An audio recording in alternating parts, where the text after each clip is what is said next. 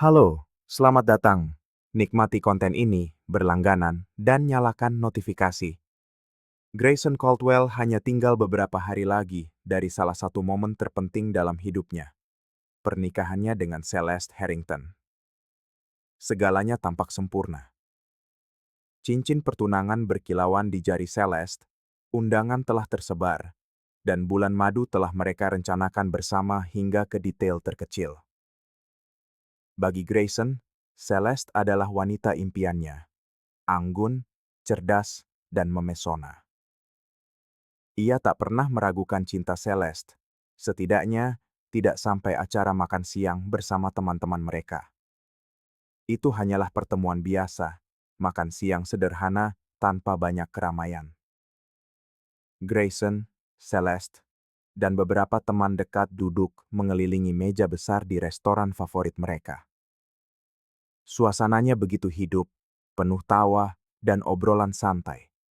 Namun, seperti yang sering terjadi, momen-momen paling sepele terkadang memiliki kekuatan untuk mengubah segalanya.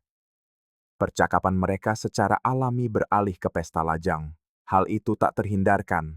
Semua orang ingin tahu apa yang Grayson dan Celeste rencanakan untuk perayaan terakhir mereka sebelum menikah. "Hei Grayson, siap untuk pesta lajangmu?" tanya salah seorang temannya sambil mengangkat gelas bir. "Sebenarnya aku tidak merencanakan sesuatu yang terlalu istimewa," jawabnya sambil tertawa. "Mungkin hanya malam yang tenang bersama teman-teman." "Apa? Tidak ada pesta? Tidak ada yang liar?" canda teman yang lain. "Aku tidak pernah suka hal-hal seperti itu. Aku hanya ingin hari pernikahan cepat tiba." Celeste tersenyum, meletakkan tangannya di atas tangan Grayson di meja. Namun sebelum ia sempat berkata apa-apa, salah satu temannya, Madison, tertawa keras dan menatap Celeste dengan tatapan penuh arti. Syukurlah Celeste berpikir sebaliknya, kan? Pesta lajangnya akan tak terlupakan.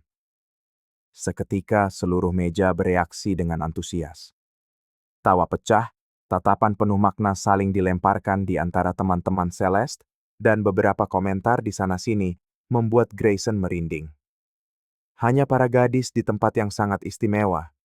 Ini akan menjadi malam yang tak terlupakan," kata Madison sambil mengedipkan mata pada Celeste.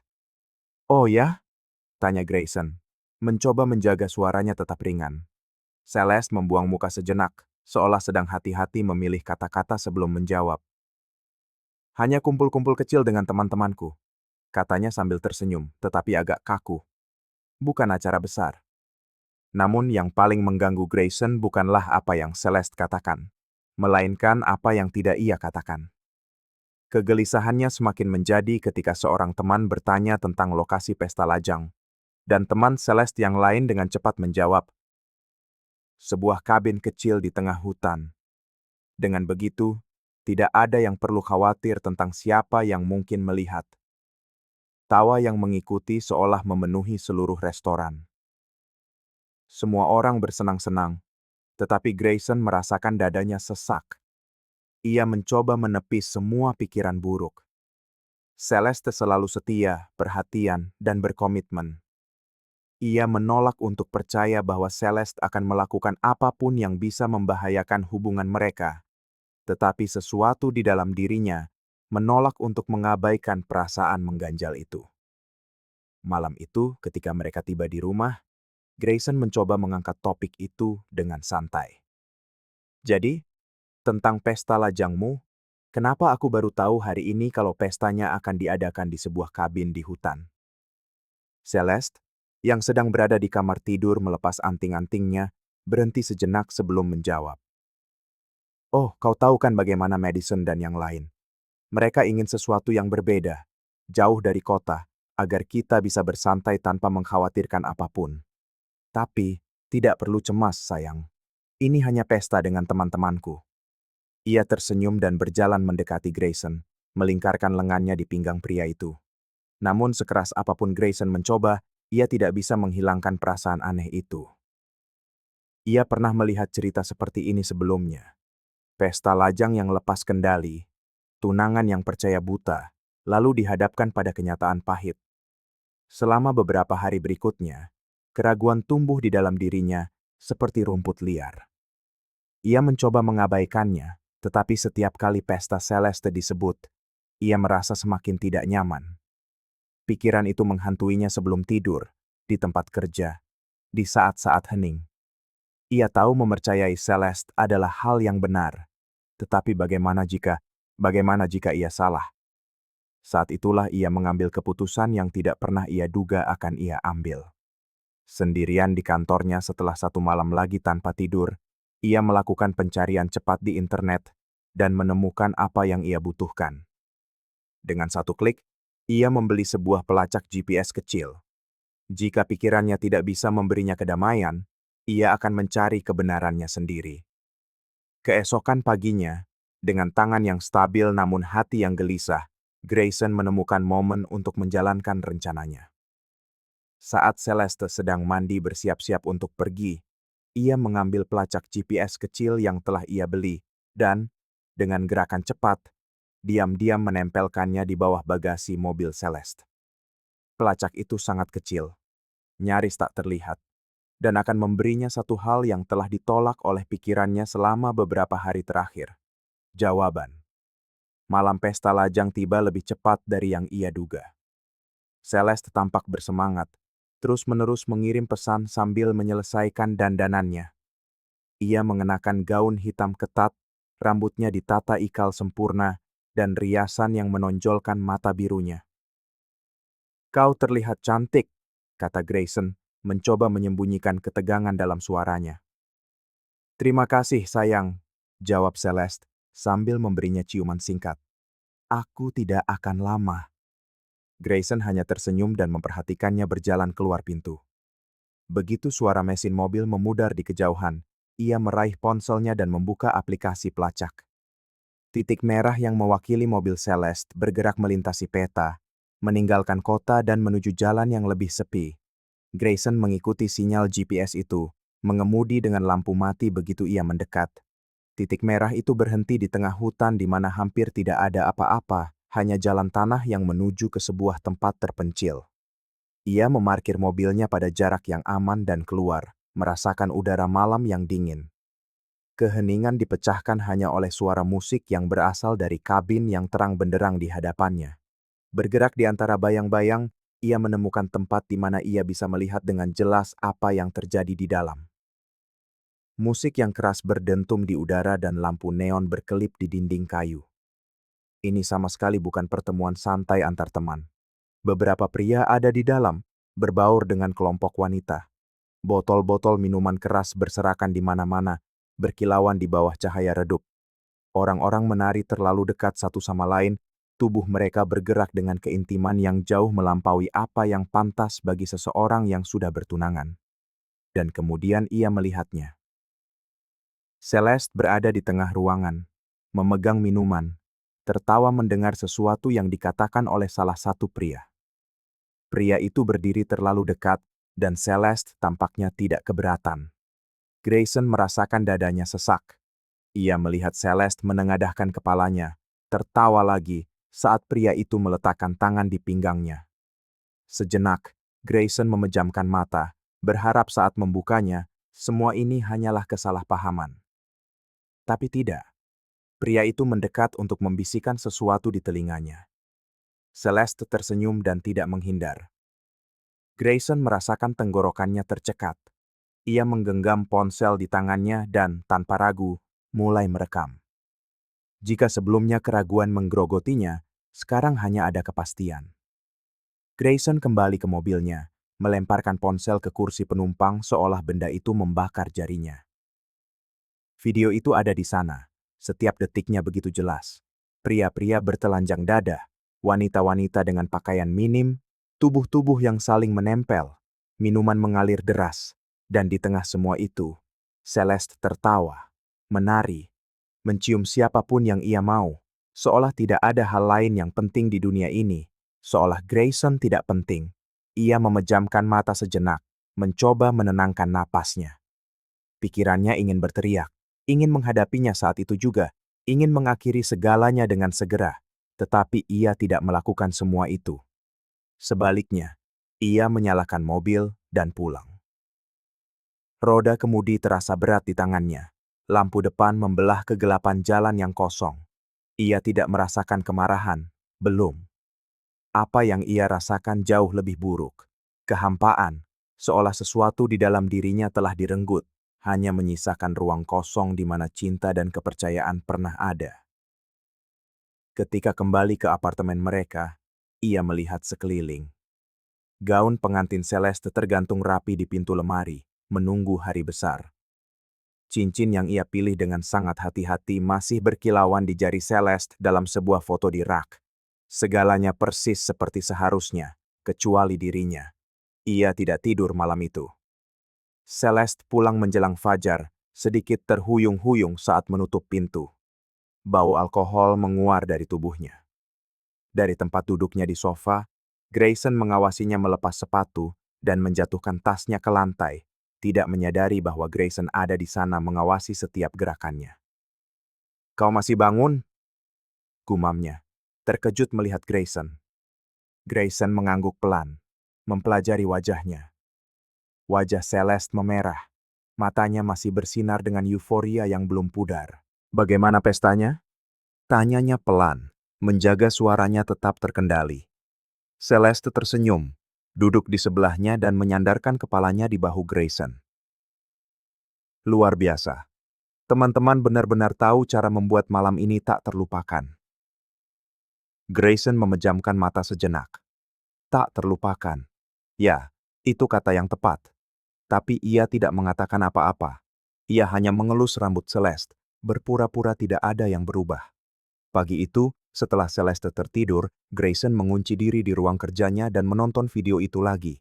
Setiap adegan terulang di depan matanya seperti sebuah vonis yang dijatuhkan. Ia bisa mengakhiri semuanya sekarang. Ia bisa mengirim video itu ke setiap tamu. Ia bisa menghadapinya. Ia bisa berteriak. Tapi ia tidak melakukan semua itu. Pernikahan akan tetap berjalan, dan ia akan memainkan peran sebagai mempelai pria yang sempurna hingga hari H. Hari besar pun tiba. Gereja itu penuh sesak.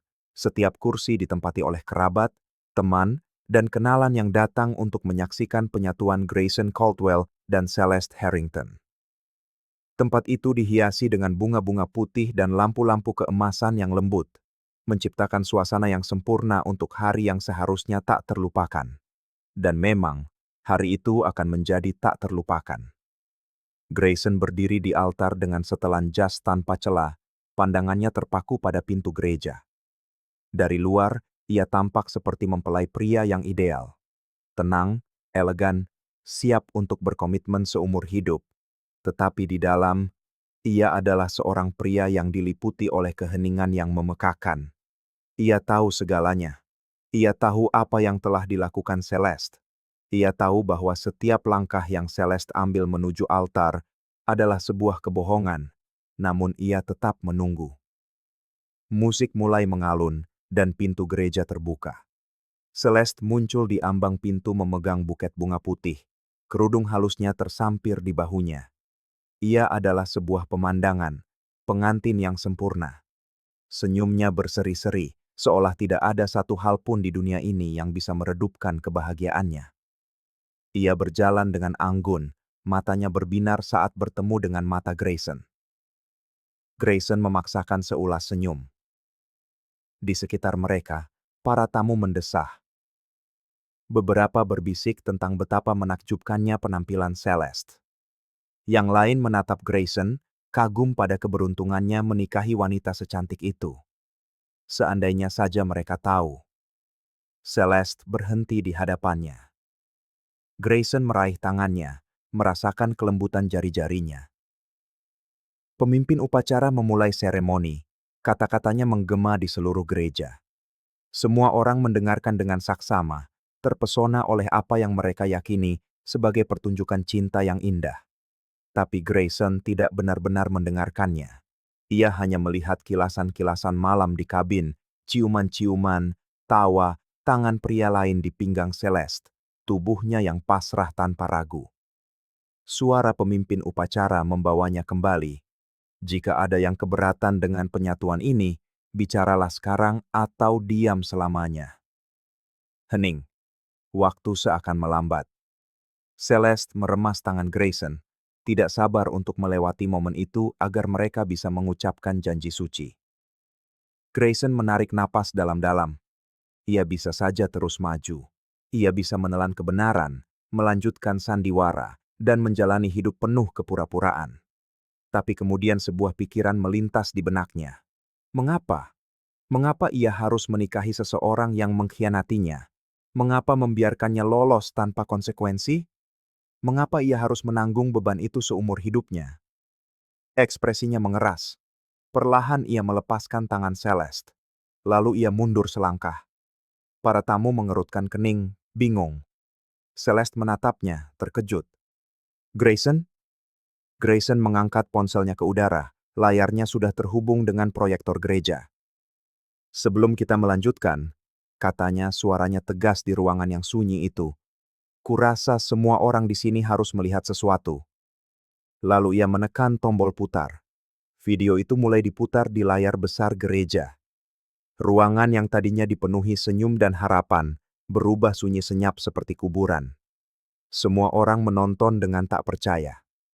Musik yang keras, tubuh-tubuh yang saling menempel, pakaian minim, dan Celeste di tengah semua itu, tertawa, minum, mencium pria-pria yang berbeda tanpa ragu.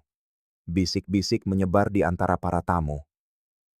Beberapa wanita menutup mulut karena terkejut, sementara para pria saling bertukar pandang canggung. Teman-teman Celeste yang merasa malu dan tidak bisa menatapnya, dengan cepat bangkit dan meninggalkan gereja tanpa sepatah kata pun. Orang tuanya, yang duduk di barisan depan, membeku. Wajah mereka pucat pasi, lalu berubah geram. Ibunya menggelengkan kepala, membisikkan sesuatu yang tak terdengar, sementara ayahnya mengepalkan tangan, wajahnya memerah karena marah. Dan Celeste? Ia menangis. Kerudung halusnya terlepas dari bahunya, tapi ia bahkan tidak menyadarinya. Kakinya lemas, hampir tersandung gaunnya sendiri. Ia menatap Grayson dengan mata putus asa, berharap menemukan sedikit belas kasihan di sana. Aku mabuk. Aku tidak tahu apa yang kulakukan. Kumohon. Tapi suaranya lemah, tak berdaya melawan beban kebenaran. Grayson mematikan ponselnya. Video itu lenyap dari layar, tetapi kerusakannya sudah terjadi. Ia menarik napas dalam-dalam, menatap Celeste untuk terakhir kalinya, dan dengan senyum dingin, berbicara pelan, namun cukup keras untuk didengar semua orang. Aku hampir jatuh ke dalam perangkap untuk menikahimu. Aku hampir menghancurkan hidupku, tapi engkau gagal. Ia berbalik dan, tanpa sepatah kata lagi, berjalan keluar dari gereja, meninggalkan sebuah pernikahan yang seharusnya tidak pernah terjadi. Hidup Celeste Harrington hancur berantakan saat Grayson berbalik dan meninggalkan gereja. Ia tertinggal di sana, sendirian di altar, saat keheningan yang menindas digantikan oleh bisikan-bisikan setajam silet. Mata para tamu menusuknya, sebagian mencela, sebagian penuh penghinaan, dan yang terburuk dari semuanya, ketidakpedulian. Orang tuanya adalah yang pertama bereaksi. Ibunya, yang masih syok, menutupi wajahnya dengan tangan, tidak sanggup menanggung aib. Ayahnya, dengan ekspresi kaku dan rahang mengeras, melangkah mundur seolah tidak mengenalinya. "Ayo, kita pergi," katanya dengan dingin, bahkan tanpa menatap putrinya. Celeste memanggil mereka, tetapi mereka tidak berhenti. Orang tuanya sendiri meninggalkannya di sana, memperlakukannya seperti orang asing. Bisik-bisik semakin kencang. Para tamu mulai pergi, wajah mereka campuran antara kaget dan jijik. Teman-teman yang hadir di pesta lajangnya yang membawa bencana itu menghindari tatapannya dan bergegas pergi tanpa sepatah kata pun. Hanya dalam beberapa menit, pernikahan yang seharusnya menjadi acara termegah tahun itu telah berubah menjadi pemakaman sosial. Yang bisa dilakukan Celeste hanyalah menangis. Rasa sakitnya bukan hanya karena penghinaan publik. Itu adalah kepastian bahwa sejak saat itu, hidupnya tidak akan pernah sama lagi. Dan ia benar. Minggu-minggu berikutnya adalah neraka. Pertama datanglah exposure. Video pesta lajang itu, yang seharusnya terhapus dari ingatan semua orang, entah bagaimana bocor.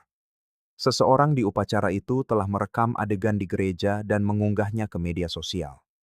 Dalam beberapa jam, pengkhianatan Celeste menjadi skandal, menyebar seperti api. Rekan-rekan kerjanya berbisik saat ia lewat. Atasannya memanggilnya ke kantor dan, dengan beberapa kata dingin, menegaskan bahwa reputasi perusahaan tidak bisa dikorbankan oleh masalah pribadi. Dalam seminggu, ia diberhentikan. Undangan ke berbagai acara berhenti datang.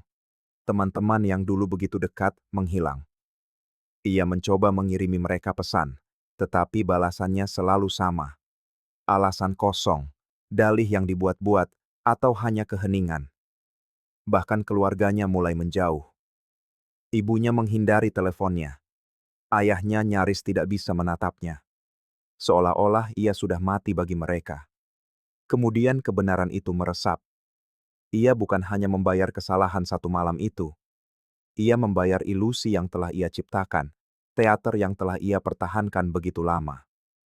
Celeste mengira ia tak tersentuh, yakin ia bisa menyembunyikan segalanya selamanya, bahwa ia tidak akan pernah menghadapi konsekuensi. Tetapi kebenaran akhirnya menyusulnya, dan apapun yang ia lakukan, ia tidak bisa lari darinya. Waktu berlalu, tetapi beban masa lalu tidak pernah meninggalkan Celeste Harrington. Ia mencoba untuk bangkit. Ia mencoba membangun kembali hidupnya, menemukan jalan baru, menciptakan kembali dirinya sendiri, tetapi dunia tidak pernah lupa. Penghinaan publik itu mengikutinya seperti bayangan, beban yang tidak bisa ia lepaskan. Setiap wawancara kerja berakhir dengan tatapan curiga. Perusahaan mungkin tidak mengatakannya secara langsung, tetapi jawabannya selalu sama. Kami akan menyimpan resume Anda. Teman-teman lama lenyap.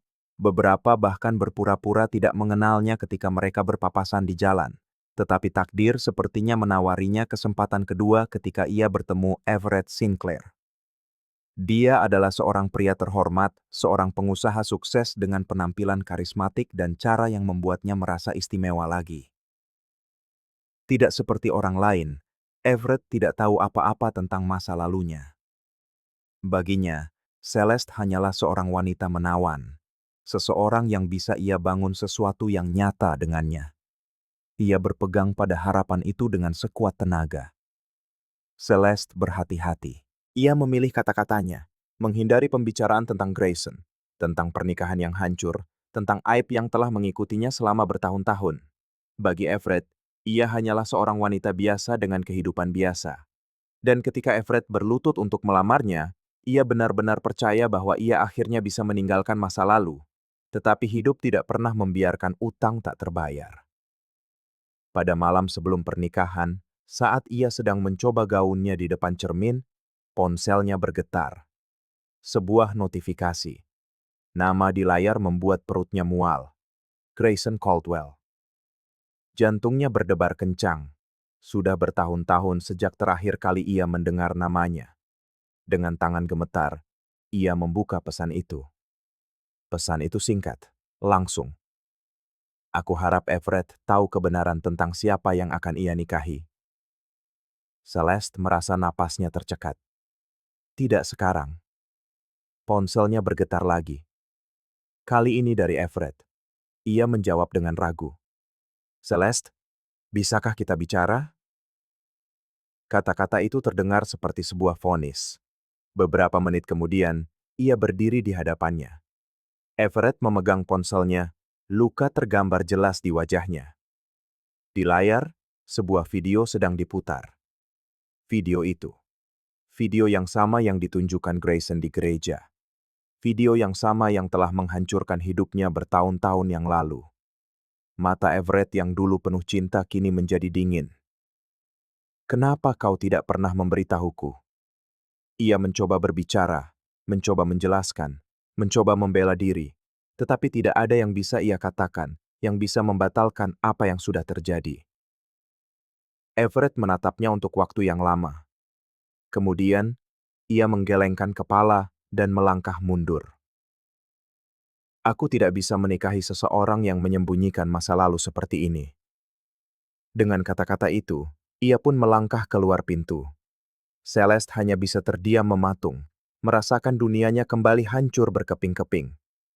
Ia percaya bisa lari dari masa lalunya, tetapi masa lalu selalu menemukan cara untuk menagih hutangnya.